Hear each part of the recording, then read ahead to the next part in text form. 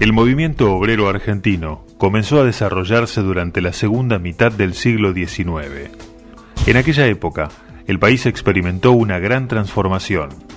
Pasó de ser un país con una pequeña economía agraria de subsistencia a una potencia exportadora de granos y carne.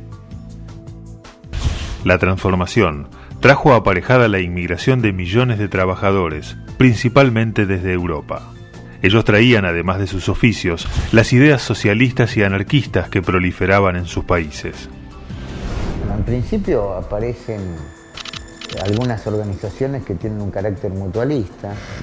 Se remonta quizá a la primera estructura relativamente estable, que es la Sociedad Tipográfica Argentina, que data bonaerense. Hay que tener en cuenta que todavía en 1857 la capital de la provincia de Buenos Aires era la ciudad de Buenos Aires, ¿no?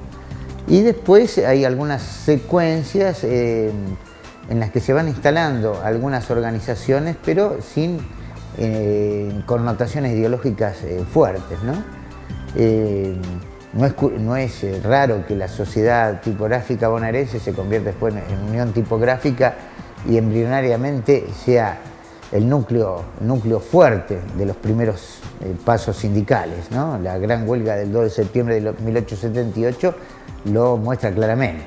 Pero si tenemos que hablar de un origen del movimiento obrero organizado, tenemos que tomar como referencia el 1 de mayo de 1890, cuando debido a la consigna de del segundo Congreso Internacional Obrero, que se celebró en París en 1889, se decidió que todos los 1 de mayo iban a hacer una jornada de protesta por las 8 horas de trabajo. Y en la Argentina, casualmente, en consonancia con el resto del mundo, se conmemora ese 1 de mayo con gran afluencia de trabajadores, especialmente en la ciudad de Buenos Aires. También hubo hechos significativos en Rosario, Bahía Blanca, Junín, muchas ciudades importantes que ya contaban con nucleamientos importantes de trabajadores, en su mayoría extranjeros, ¿no? Pero lo que caracteriza al movimiento obrero en esas primeras instancias es el carácter urbano. Se conforma un proletariado urbano que va dando consistencia a la protesta en forma organizada. Por eso el 1 de mayo de 1890 es emblemático en ese sentido, porque da lugar a la conformación de la primera Federación de Trabajadores de la región argentina, en 1891, y la aparición de un periódico que es El Obrero, donde se define ideológicamente la textura, en cierto modo, de este movimiento obrero incipiente. Al principio se organizaron en sociedades de socorros mutuos, según el lugar de origen, pero después fueron surgiendo las organizaciones según el oficio para defender sus intereses comunes. En 1901, con la unión de 27 gremios anarquistas y socialistas, se conformó la primera central, la FOA, Federación Obrera Argentina.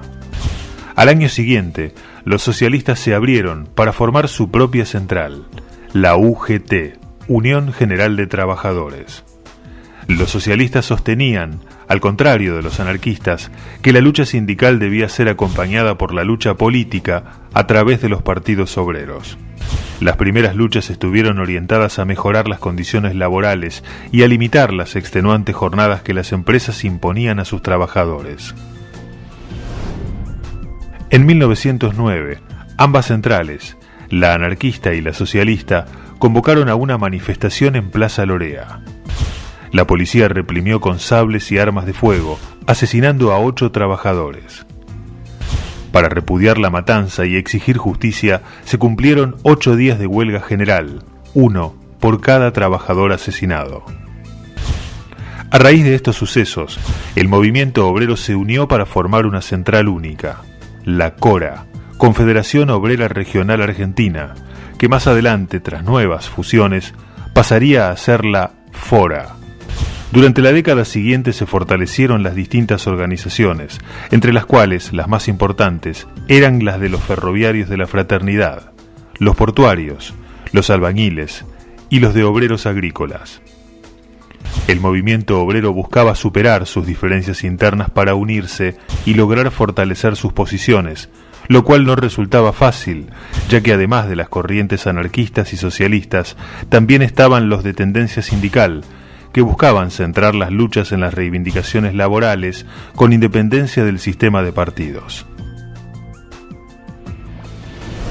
En enero de 1919, durante el gobierno de Hipólito Yrigoyen, sucede la Semana Trágica, uno de los hechos más importantes de la historia del movimiento obrero argentino y uno de los hechos más violentos de la historia de nuestro país. Todo se desencadena a raíz de la muerte de un policía en el marco de una huelga en los talleres metalúrgicos Bacena, que es respondida con el asesinato de 4 huelguistas. La Fora declara entonces una huelga general. El conflicto escala en violencia hasta llegar a una situación de represión ilegal generalizada, con el surgimiento de fuerzas parapoliciales que convirtieron a los barrios obreros en zona de guerra durante una semana. Se ha estimado en 800 los trabajadores muertos y más de 50.000 detenidos en aquellas jornadas. Al año siguiente ocurrirán en Santa Cruz los episodios conocidos como la Patagonia Rebelde. Tras una serie de huelgas por la detención y la intención de deportar a los dirigentes obreros extranjeros y la negativa de los grandes terratenientes a aceptar las peticiones sindicales, el gobierno de Yrigoyen envía una delegación militar con el coronel Varela a la cabeza para imponer el orden. Se decide fusilar a los huelguistas y a sus dirigentes. En total se estima en 1.500 el número de obreros fusilados. Sectores muy alejados de los grandes centros urbanos tenían un altísimo nivel de resistencia y de organización. Eso ha acontecido y es lo que ha pasado con la historia de la Patagonia trágica, digamos, ¿no? Y que lamentablemente, es una parte de la historia que hay que rescatarla dolorosamente para aprender. No tiene ninguna intención descalificar a nadie, pero eso sucedió en un gobierno democrático. Sucedió en el marco de un gobierno democrático. Y es también muy doloroso. Y hay que contemplarlo dentro de la experiencia de lucha de los trabajadores.